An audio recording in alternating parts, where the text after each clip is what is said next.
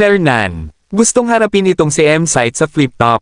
Sa reaction video nga ni Shernan nung laban niya kay Pistolero, ay sinabi niya na ginugulangan daw siya ng mga dati niyang kagrupo. Tangina. Di tayo magkakaibigan ha, ginugulangan niyo ako ha.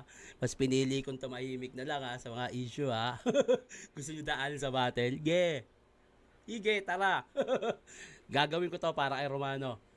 3GS, ito siguro ito yung magiging tribute ko kay Romano pag nag-battle kami na M-Site. Pistol, tignan mo ha. Take your own medicine. Hindi mo ayaw sa rules ko. Ayaw mo lang talaga sa akin kasi sa 3GS gusto mo lahat makuha ang loob. Hindi mo matanggap na pinagtapos ka ng kolehiyo ng magulang mo, tas sa high school graduate ka lang sumusunod. Puro kayo pasaring, pero mga bahag ang buntot. Pero alam nyo kung gaano kagago to. Gusto nyo malaman sino magaling? Motos o pulo, iharap nyo sa akin amo nyo.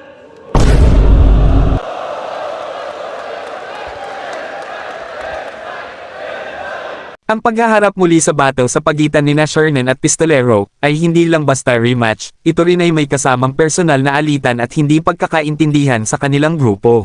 Ayon kay Shernan, bago pa man sila magsagupa sa entablado, may nangyari na sa likod ng laban na nagdulot ng kanyang pagkadismaya. Sa isang pahayag ni Shernan, sinabi niyang pakiramdam niya ay ginulangan siya ni Pistolero bago pa sila magharap sa flip top. Hindi lamang si Pistolero ang itinuturing niyang responsable, kundi pati na rin ang mga dati niyang kagrupo sa 3GS. Kamusta naman yung ginawa mo kay Poison? Nilabas mo sa mga tao yung problemang sa'yo pinagkatiwala. Pagkaharap, sobrang bait. Sa battle, Nagre-react. Nagre-react. Sabi sa'yo eh. Tangina, kung di ko lang inisip na kaibigan ka.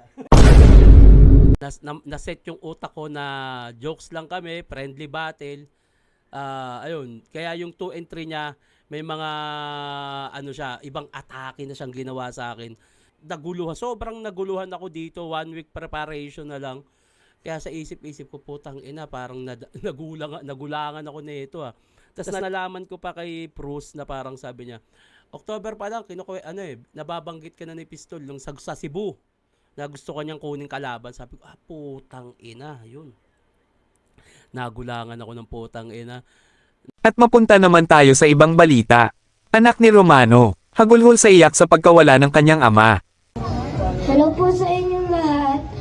Papaliwanag po ako. Kahit po wala na po si Papa. Buhay po.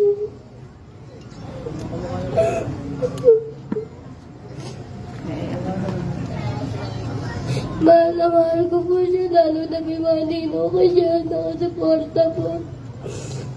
Kaya mo nararamdaman niyo po sa kita. Nararamdaman ko inyo din po.